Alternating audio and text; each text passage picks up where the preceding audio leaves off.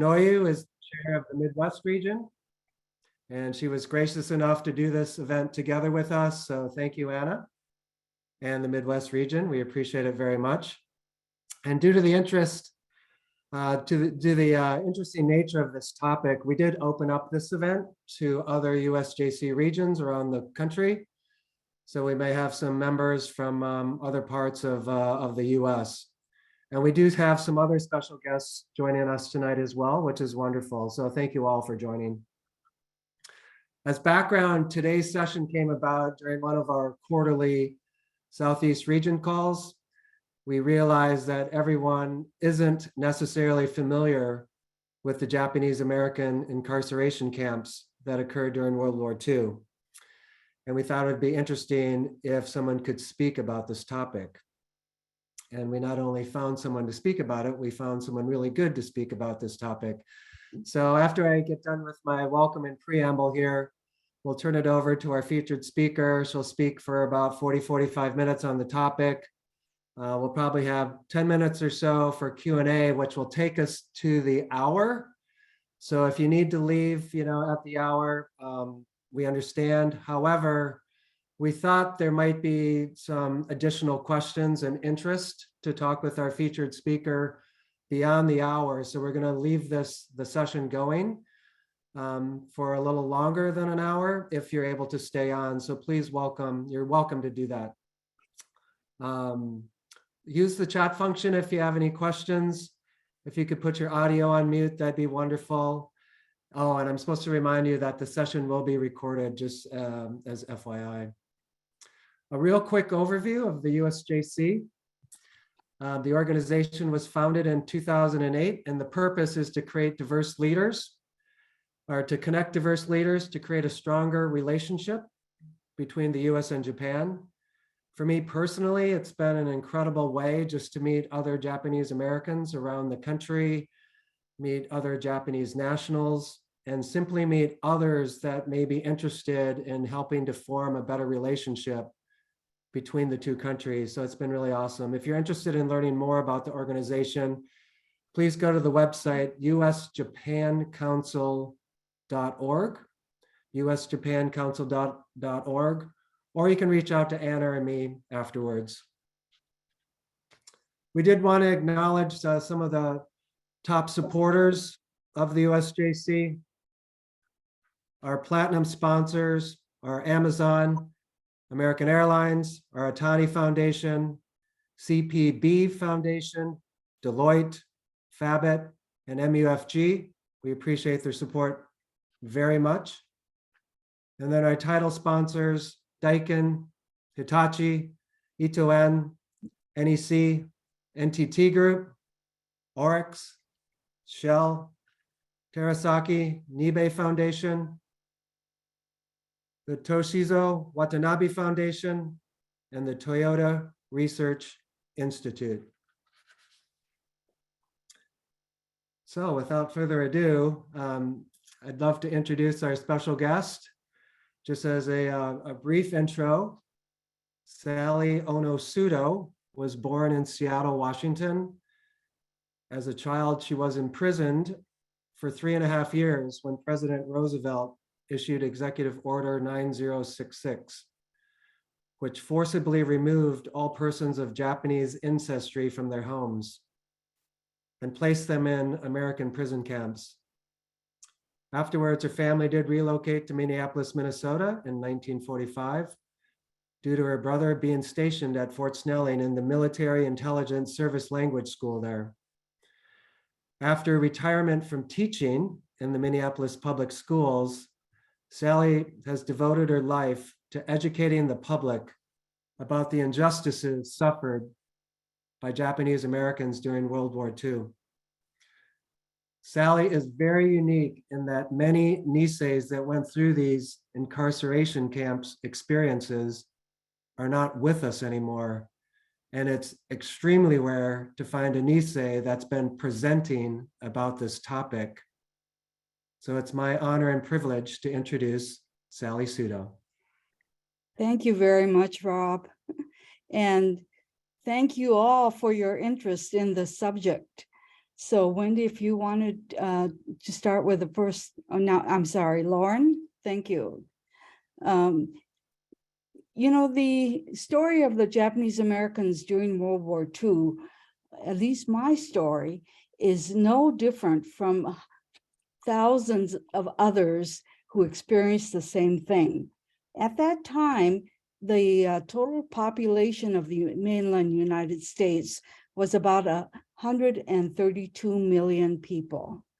Of that number, 125,000 of us were incarcerated. That's 1/10 of the or not 1/10, 1/10 of 1% of the population. I think one of the reasons this happened to us, along from the racial issue, was that because our group was small enough for the government to do this, whereas there were several million probably Germans living in the United States, as well as Italians. So I think that, our small numbers made it possible for them to do this. All right, if you go on to the next slide. If you take anything at all away from my talk today, I would like to emphasize that it's important to use the correct vocabulary. During World War II, the government used so many euphemisms to kind of try to soften the effect of what was happening to us. They called us non-aliens instead of citizens. We often use the word evacuation, but evacuations are done as a humanitarian thing, in times of bad weather or some disaster. We were forcibly removed from our homes because if you refused to go, armed soldiers came to your home and took you away at gunpoint. We also have been too used to calling these places where we were imprisoned assembly centers or recreation centers. And those really are not the correct terms because they are prison camps. In fact, if you want to get technical, internment camp really isn't even the correct word, because the Department of Justice is the only one that can run an internment camp, and those camps are specifically for immigrants. So our camps were run by a special agency called the War Relocation Authority. The only ones among us that were put in internment camps would have been the Issei, there were a few thousand that were taken away early, right after Pearl Harbor. So the correct name for our camps is a concentration camp, although people hate to use that term because it conjures up images of Germany. But if you look at the definition of a concentration camp, it is a guarded compound where ethnic or religious minorities are confined for political reasons. So it doesn't say anything about extermination or death camps. So this definition fits the kind of camp that we were put in. Next slide. Of course, we learned about Pearl Harbor on that Sunday. Our family was all at our local Japanese Seattle Baptist Church. That was everyone except for my brother Tom, who happens to be Rob's dad. He was 14 years old at the time, and he was at the movies watching The Maltese Falcon with Humphrey Bogart. And he said, all of a sudden, a crawl came across the screen saying, all military personnel, return to your bases immediately. And everybody started looking around to see what was happening.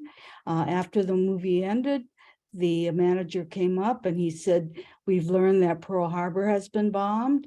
I think it's best if you just all go home quietly. And when Tom got out into the lobby, he said he was the only Japanese person there, and everybody started pointing at him. Oh, there's a Jap, let's get him. So, that was kind of the atmosphere of that time. Next slide. if you look at this map of the distribution of the Japanese population in 1940, you can see why overwhelmingly they are located on the West Coast. And so I know that the government felt that they had a problem with this concentration of Japanese living on the West Coast. But I mean, to hear conspiracy theories about it, you would think that, you know, these people immigrated here and then waited 40 years so that they could support Japan in an attack on our country. I mean, it gets to be kind of ridiculous. Next slide. So this is our family as we were living in Seattle, Washington. My mom and dad in the upper left-hand corner. My dad had immigrated to this country in 1899 when he was only 18 years old. So he had been living in our country for several decades before Pearl Harbor, always as a legal immigrant, you know, with a green card. He went back to Japan at one point because his family had arranged a marriage for him. And then he brought back my mother, who came here in 1917. Now, I come from a very large family. There are 6 girls and 4 boys. And I am next to the youngest of those 10. Okay, next slide. You know, there was a lot of discrimination that we faced pre-war. I think that our story is no different than other Asians who came to immigrate in America.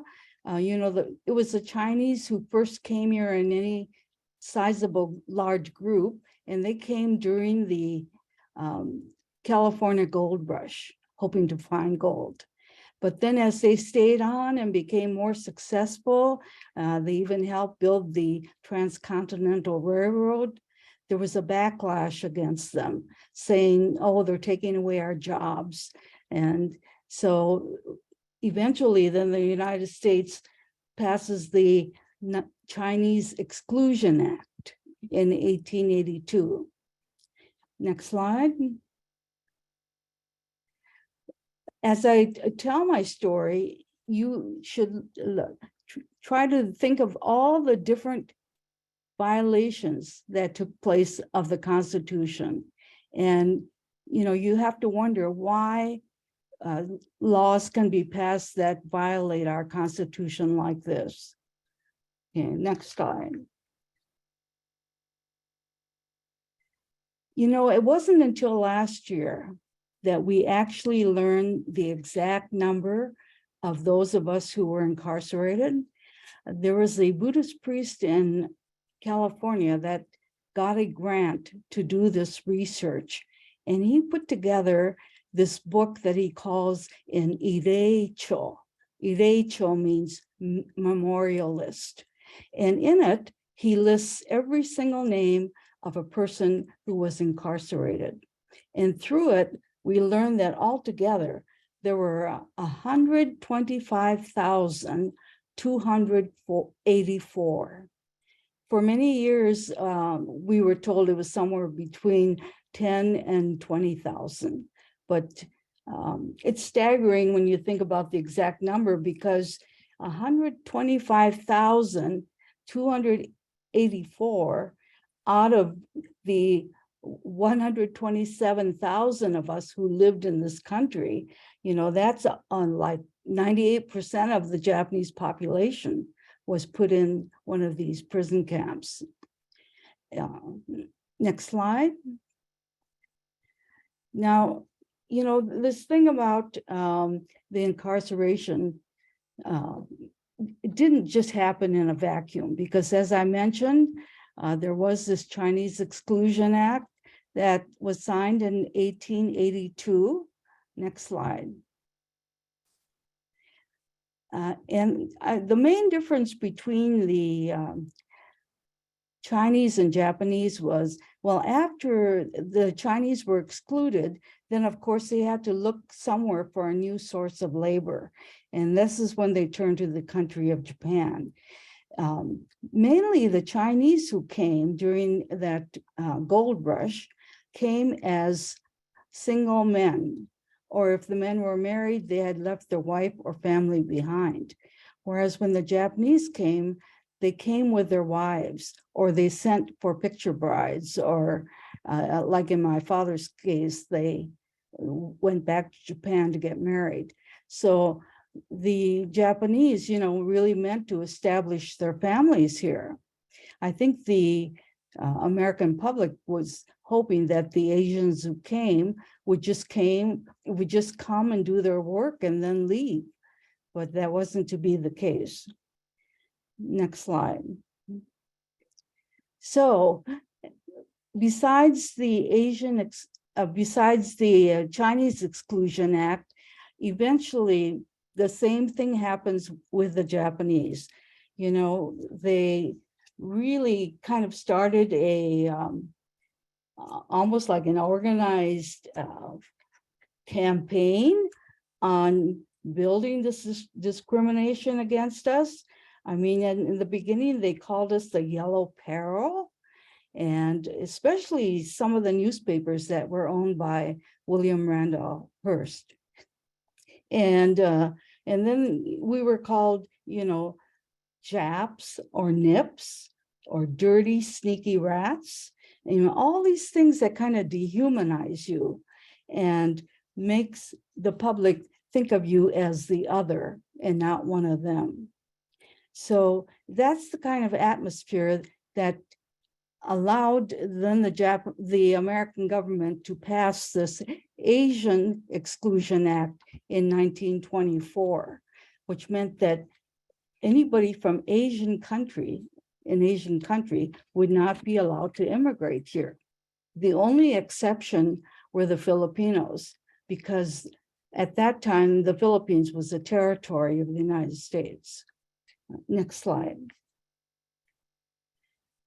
After Pearl Harbor, about 1,290 Issei, most of the immigrants, were rounded up by the FBI. They were mainly business leaders, newspaper editors of Japanese language newspapers, many Buddhist priests and Shinto priests. And among them was my father's cousin.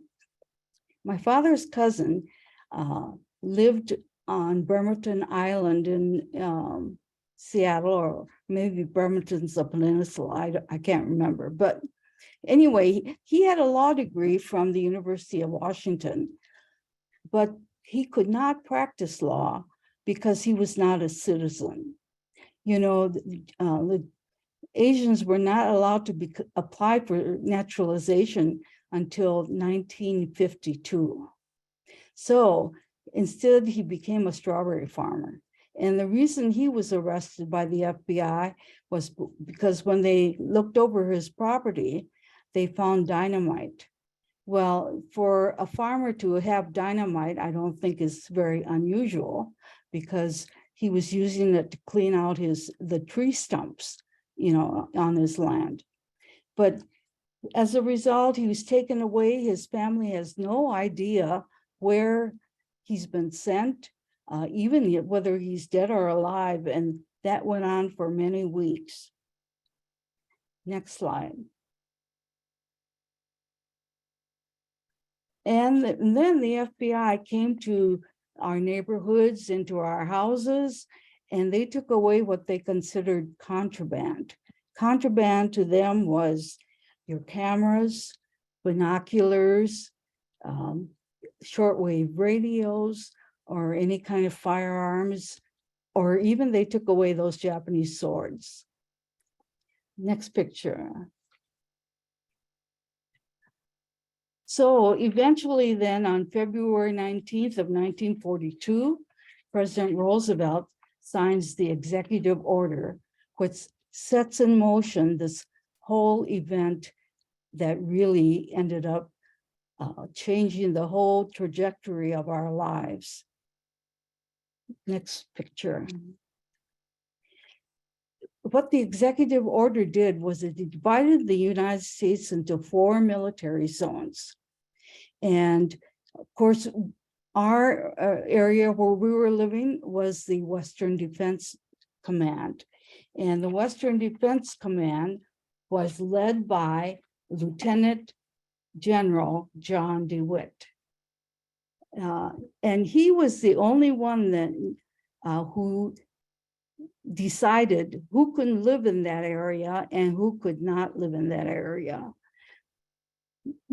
Nothing was done in the Eastern Defense Zone, where many Germans and Italians lived. And I think, again, it's the reason I gave, there were just too many of them. Next slide. So in this executive order, what the president is doing is authorizing the Secretary of War to prescribe these military zones and decide who's going to live there and who can be excluded. There isn't anything in there about Japanese Americans. Okay, next slide. You know, I was in kindergarten at a school in Seattle, and every morning we would pledge allegiance to the flag. And, you know, those last words, liberty and justice for all, became pretty hollow sounding. Next slide. It wasn't until probably, I think in the 1980s or 90s, that we learned that the government had illegally used the 1940 census to locate where we were all living. And that's how they were able to track down everyone. And that's one of the reasons why, do you remember when Trump was president, he wanted to have something in the 2020 census that would declare whether you're an immigrant or not. And many people were against that. Next slide. This is a picture of the school that I attended. This is the 2nd grade class. And the next slide. You will see the empty desks are where the Japanese American students had been sitting. Now you do see other Asian faces in there, probably Chinese, maybe Korean, could be Filipino, but they were issued buttons to wear, say, declaring I am Chinese and so forth, so that they wouldn't be mistaken for Japanese. Okay, next slide. This is the business district of Seattle. We lived in this area called Nihon Machi, which means Japantown. And therefore, you know, there were a lot of thriving businesses owned by Japanese families. And for that reason, it was easy for both my mom and dad to really not have to struggle to learn English, because they could take care of all of their needs just using Japanese. Next slide. And this shows the same area now after we are all sent off to these prison camps. And today this area is called the International District. Next slide. You know, even Dr. Seuss, the famous children's author, got into the act by putting out very racist cartoons. Here he is picturing a Japanese figure handing out TNT to all those who are lined up to get it. And he's the honorable 5th column. You know, that means like the extra people who aren't serving in the military but are willing to fight in some way. Next slide. And another one of his. So very ugly racist cartoons by a very famous, well-liked author. All right, next slide. So General DeWitt really had a very racist attitude towards the Japanese. You can see what his quote is here. The Japanese race is an enemy race. You needn't worry about the Italians at all, except in certain cases. Also the same for the Germans, except for individual cases. But we must worry about the Japanese all the time until he's wiped off the face of the map. Next slide. Our families then were ordered to go and register at what they call a civil control station. These were usually some type of assembly hall. It could have even been a church building. And then each family was assigned a family number. And this number then was written on these oak tag boards that had a piece of string in it. And you had to wear them on your person or put them on every piece of luggage that you had. And our family number then became 11872. It was my sister Nobu that remembered that so well because she said she was in charge of writing that number on all the tags. Next slide. And of course, then we all had to be vaccinated. Next slide. And anybody 14 years and older was fingerprinted. Okay, next slide. The first ones that were forced to leave their homes were those who lived on Bainbridge Island. And the reason for that is there was a naval base on that island. And so the Bainbridge Island people were given only 7 days to take care of all their, not only their personal needs, their business needs, trying to sell off what they could, or, you know, in many cases, of course, they had to leave behind many things. These people were sent to Manzanar, which at that time was probably the only one of these camps that had been already built. All right. Next slide. By late spring, then they were moving families out of Seattle in groups of about 500 at a time. The notice would tell you which block, if you lived between certain blocks and certain streets, that was the area that was going to be moved next. And the notice also said that all you were allowed to bring was what you could carry. So in most cases, that meant just 2 suitcases. And we were sent then to a temporary prison camp at Puyallup, Washington, which is where the state fairgrounds are. And they put these temporary buildings on the in the parking lots. As you can see, they're dirt parking lots. They're not paved. You can see all the mud because, of course, in Seattle, it rains so much. And besides using those buildings, they also use the animal buildings and the horse stables. And about 8,000 of us ended up in this temporary location. And our family got a room in one of these temporary buildings.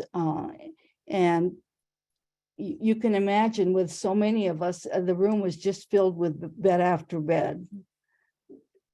Next picture.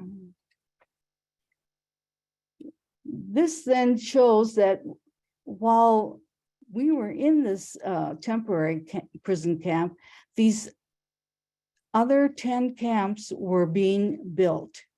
And that's what why we were in this holding pattern. There were 2 in California, Tule Lake and Manzanar.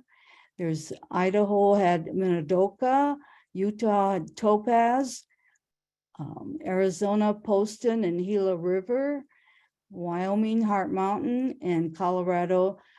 Here it says Grenada, but we called it Amachi. So these prison camps were built, as you can see, mainly in the western half of the United States, usually in very desert-like dry areas where no one had lived before. And they had to be put on federal land. So in a lot of cases, they were very close to Indian reservations. Okay, next slide. So by the fall then of 1942, the camps were readied and we were put on trains to take the journey to our new, what they call, you know, in one of the government propaganda films, they called us pioneers, building new communities. Next slide. Inside of the train cars, we had to keep our shades pulled down all the time. And it took us a long time because anytime a regular scheduled train came through, we had to be pulled off on a side track. And so it took us 27 hours to get to this new location. Inside every car, there was an armed guard at the front and back of every car. Okay, next slide. When we got to the other end, we found that we were in Hunt, Idaho. And that's where the train depot was. And from there, then we had to either ride these army trucks or in some cases, it might have been buses to get to the campsite itself. Next slide. And so when we get there, this is the scene. We saw blocks and blocks of these tar-papered shack-like buildings. And as it turned out, our camp was made up of 44 blocks, but only 35 of them were residential blocks. Okay, next slide. This is a map of the camp that I was in. You can see the layout. Notice that there is a canal on the south side, which formed like a natural barrier. But otherwise, the whole camp was ringed with barbed wire, with armed guards. They're in these watchtowers. There were probably about 6 or 8 watchtowers that were put up around the perimeter of the camps.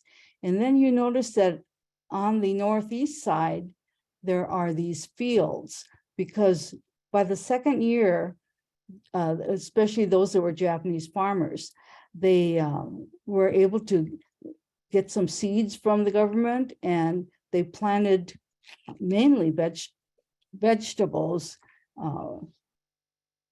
you know, so that we could improve our food. The lower right-hand corner shows you the layout of each block, how there were the barracks on either side, and then the 2 common buildings in the middle. The rectangular one would be the mess hall, and the one that's shaped like the letter H is the sanitation building.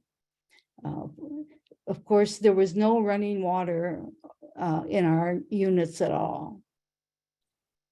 Okay, next slide. So this is a picture of me in the circle. And this is block 14, the block that our family ended up being assigned to. Now, this picture wasn't taken until 1944. So there are probably dozens missing from this picture, because by then, a lot of able-bodied adults were given permission to leave the camps. And I'll go into that in a little while of how you were able to leave the prison camp. All right, next slide. This is how bare the rooms were. You know, we lived in really unfinished buildings. There were just those boards that the building was built from, and the studs, and then a piece of tar paper on the outside, and a pot-bellied stove in each room. Now, there was no insulation at all, and this is a climate in Idaho where it can get as hot as 110 degrees in the summer and as cold as 20 below in the winter. And of course, being from the Seattle area, we really didn't have the proper clothing for this kind of weather. Next slide. One of our first jobs was we had to make our own mattresses, which we did with these big canvas bags, and then we filled it with hay. Go next slide. Anything that you see in the way of any kind of improvement in the room, and by that I mean like these simple shelves that are along the wall, that's something that the inmates had to do for themselves. They would scrounge for scrap lumber and try to make their units more comfortable. You know, if your father was a carpenter, that would be great. You might have a chair to sit on, or maybe even a table. But my father was a cook, so we didn't have any kind of furniture at all in our units. And when we were moved to Idaho, we were actually given 2 rooms now. So there were 6 of us in each of the rooms, but they were not connecting rooms. You had to go out the front door of one to get into the other room. Next picture. Of course, all of our meals were taken in the mess hall, and the government set aside 45 cents a person for their meals for the day. And they reached this amount because that was the amount that was used to feed the military. So we were given the same budget as that. In the beginning, our food was a lot of canned foods, things, you know, pork and beans, for instance, lots of potatoes. We didn't get any rice or have any soy sauce for probably a good year. And so, of course, you had to eat what they gave you, because other than that, you'd go hungry. Next picture. And the way they ran the camps was that they asked all able-bodied adults to continue doing the work that they were doing before they were placed in the camps. So if you were a cook, you know, you worked in the kitchen as a cook and so on.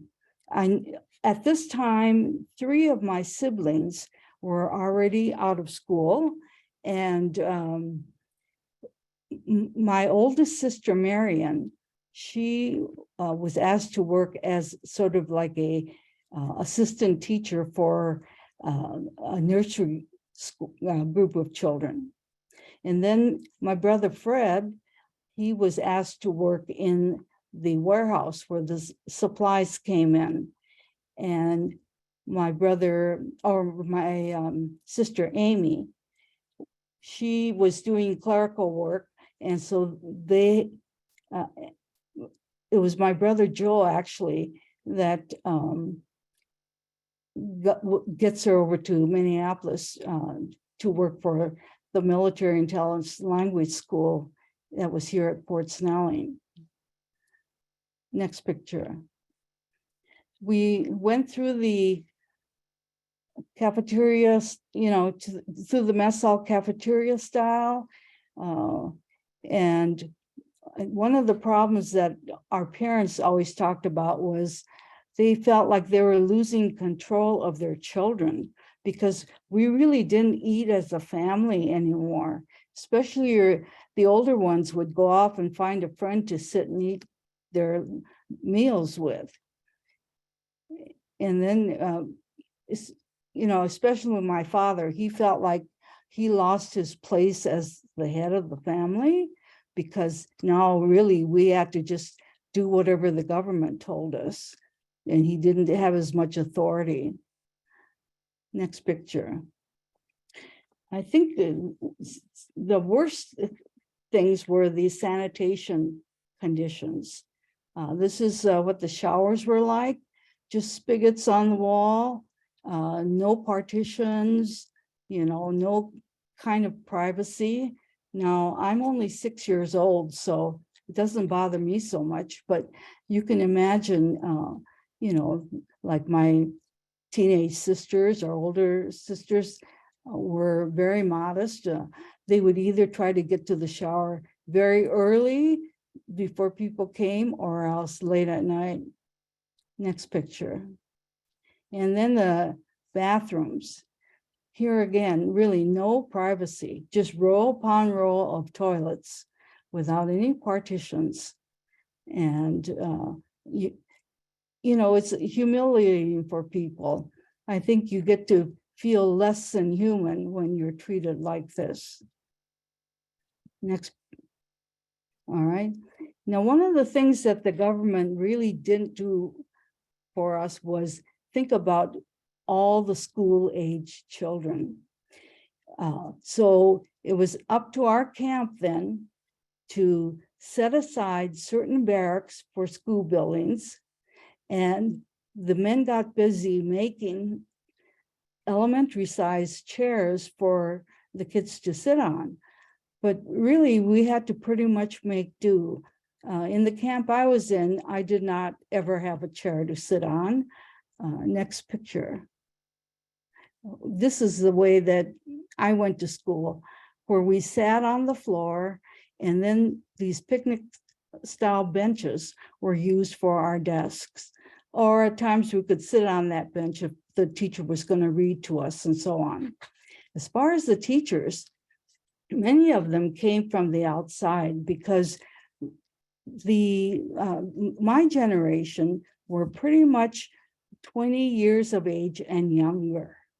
And therefore, there were not very many, with a college education that had a teaching degree. So those that volunteered to teach in the camp were usually teachers who sympathized with our predicament, or maybe they were conscientious objectors, if they were men, and they were put to work in these camps. I know we had a few teachers, even from the state of Minnesota, in our camp. Next slide. These are the high school students going from class to class. Now, if you were a high school student at this point, usually it was only the teacher that had the textbook, and she would read out of the textbook to you, and it was your job to take notes. And of course, you had to have science classes with no science labs, typing classes with no typewriters, or at best, maybe only two typewriters where the teacher would ding the bell every 10 minutes and two new people could go and work on the actual typewriter, while everybody else used a cardboard replica of the keyboard. Next picture. Now, President Roosevelt's wife, Eleanor, actually came and visited two of the camps. I think it was one of the ones in Arizona, and I believe the other one was, could have been Heart Mountain in Wyoming. The reason she came was because there had been so many articles in the paper that were saying things like, oh, the Japanese are being coddled in these camps, and they're getting better food rations than the rest of the country. And she wanted to come and see for herself. She brought along with her Clarence Pickett on the left here. And he was the executive secretary for the American Friends Service Committee, which is the Quaker group.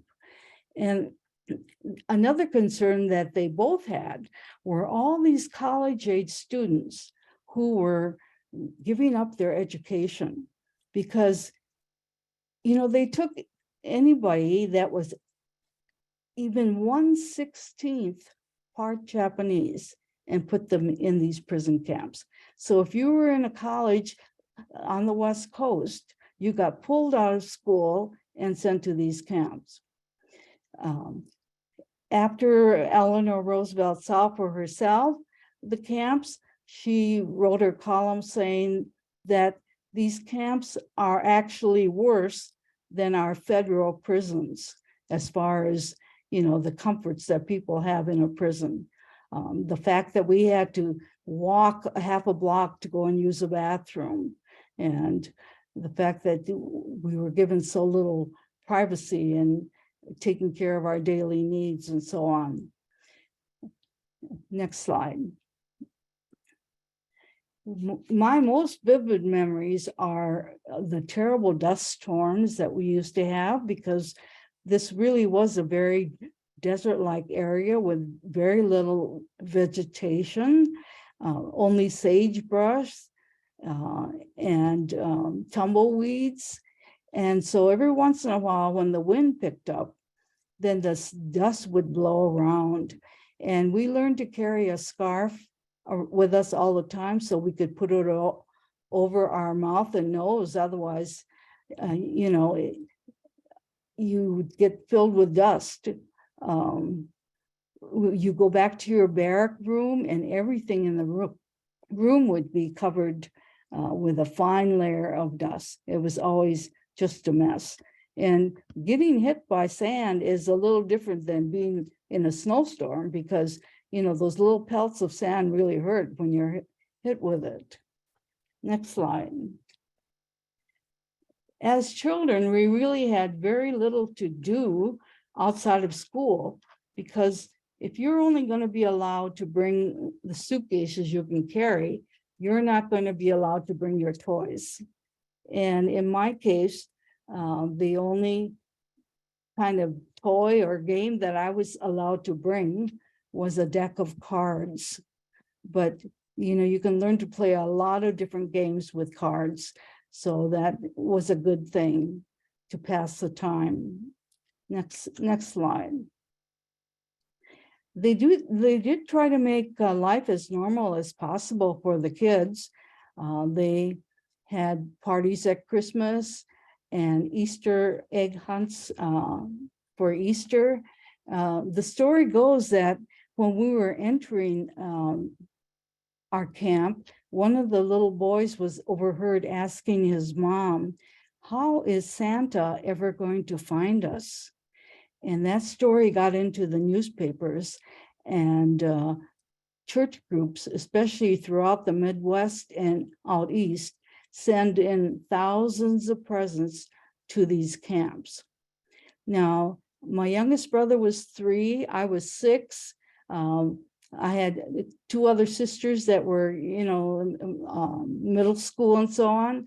None of us ever received a present all the time we were in camp. So I have a feeling that they probably had presents only to distribute to a few camps so that anybody in that particular camp would get a gift.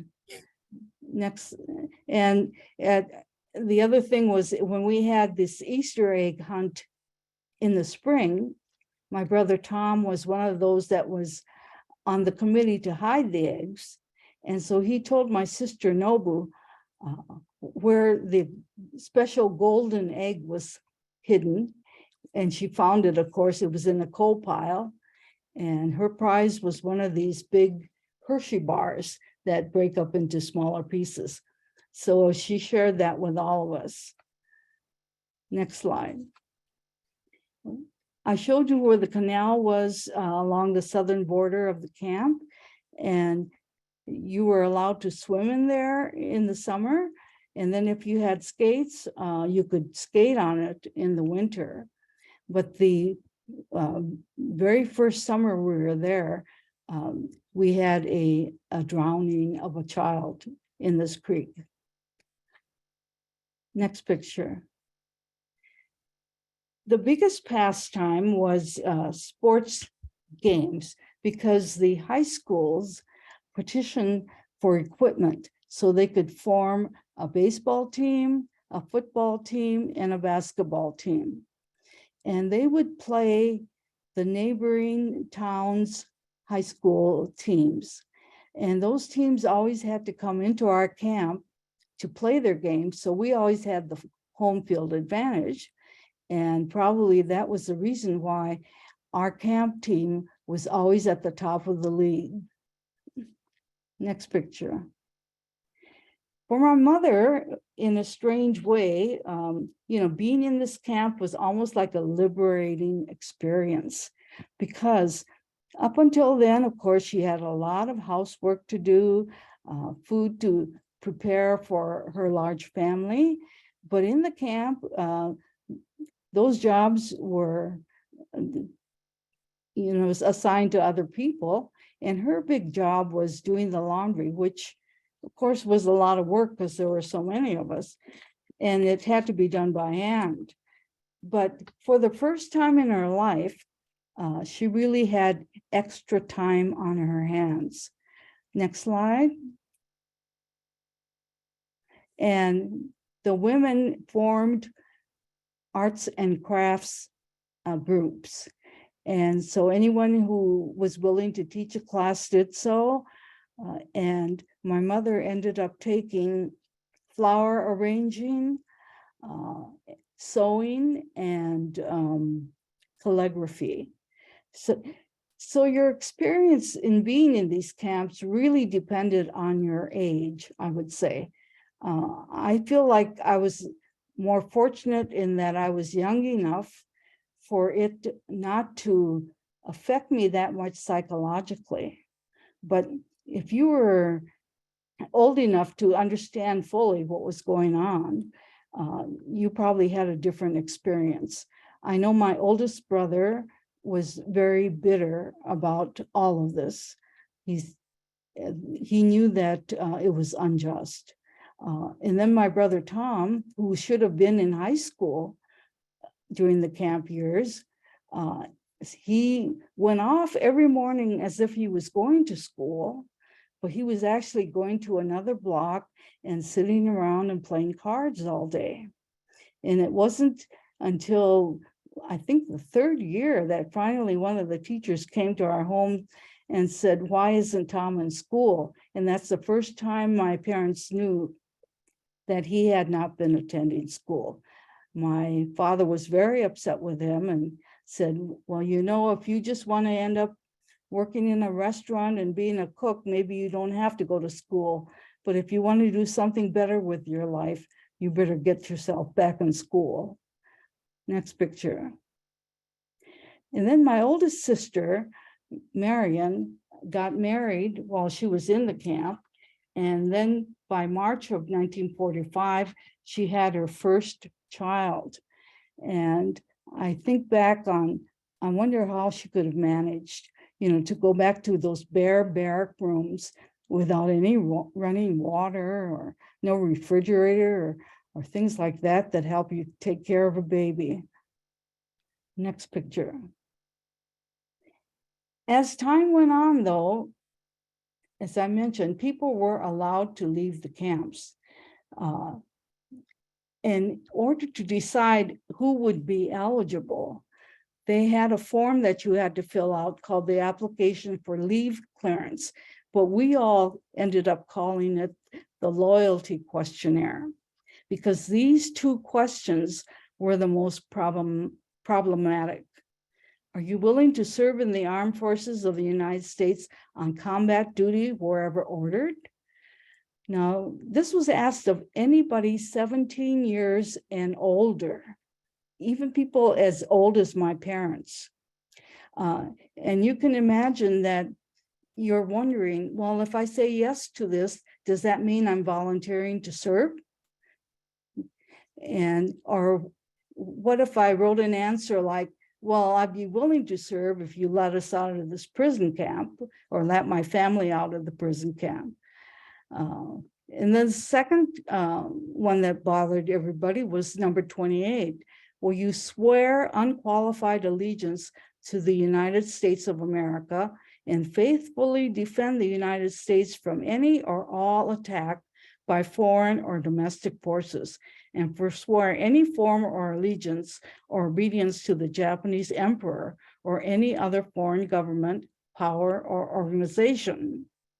Now, the reason this was offensive was because people of my generation did not feel any allegiance to Japan at all. We always thought of ourselves as American.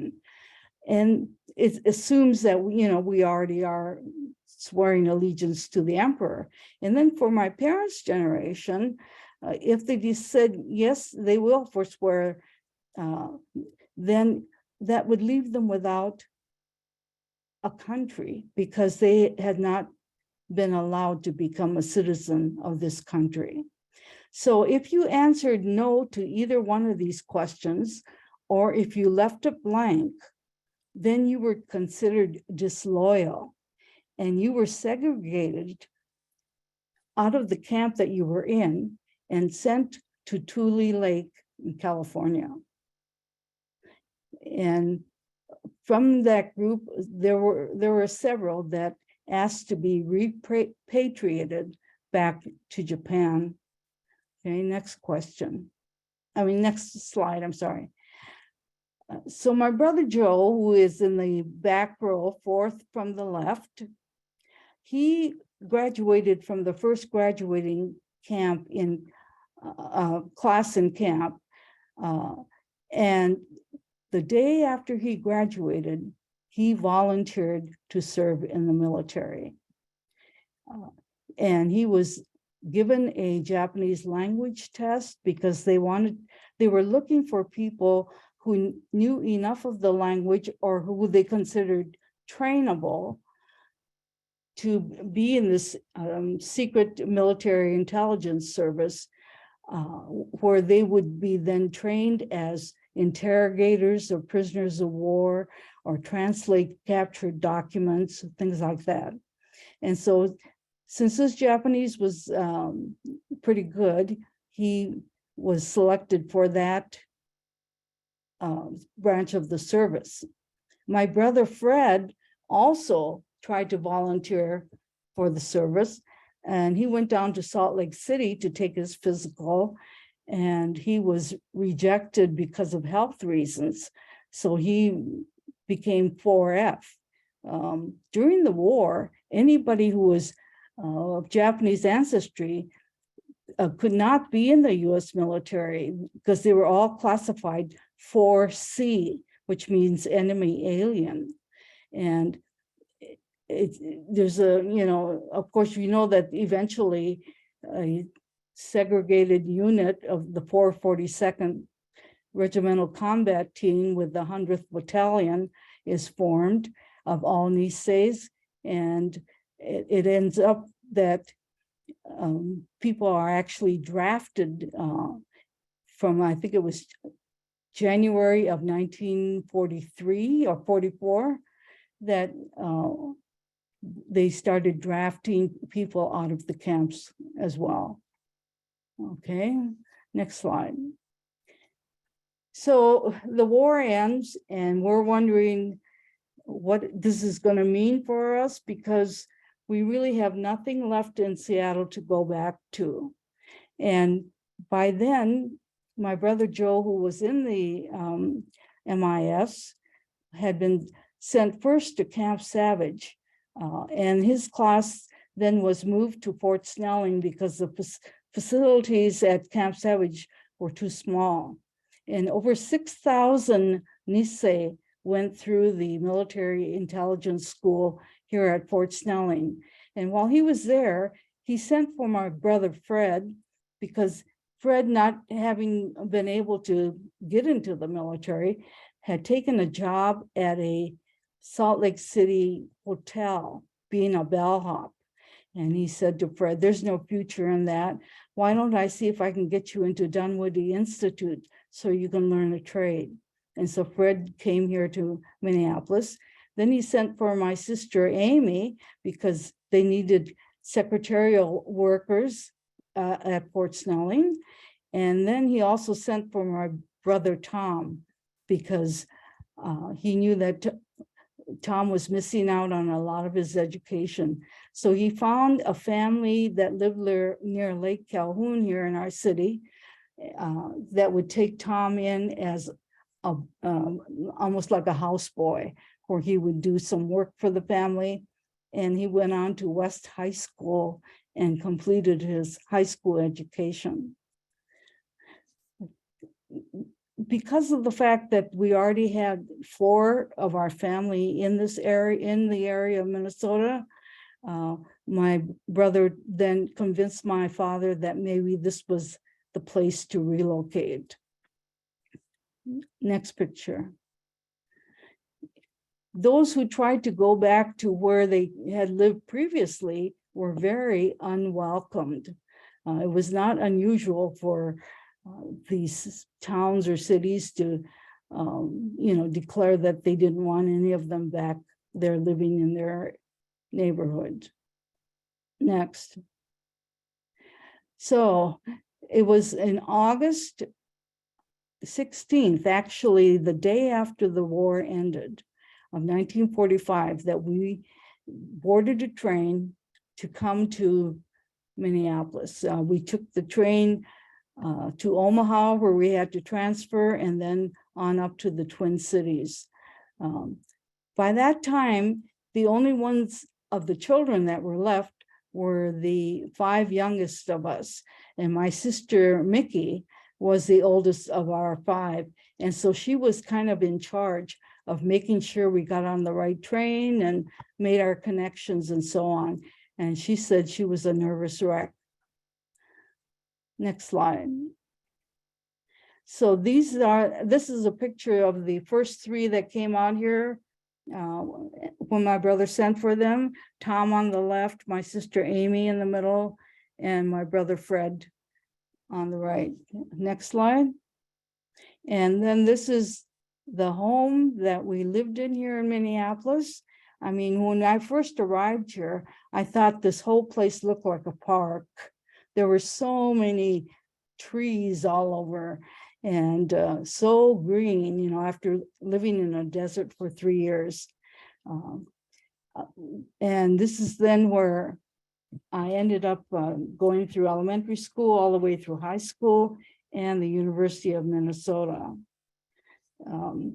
I know we're running out of time, so I'm just going to close by saying that one of the messages I always try to give when I do a presentation is the importance of being willing to speak up when you see injustice. If you remain quiet, you're really complicit, and you become part of the problem. So I try to encourage people to be willing to write a letter or to the editor, or speak up in a public forum of some kind and declare that you think what is being done is unjust. Because what happened to us, unfortunately, or I would say fortunately, has not happened to any other group. But it could come down to that, especially after 9/11. The Muslim American community was worried that something like that might happen to them. So I hope that this is something that you will take away with you, and I appreciate the time you've spent listening. Thank you so much. Now, can we see if there's any questions? Yeah, I'll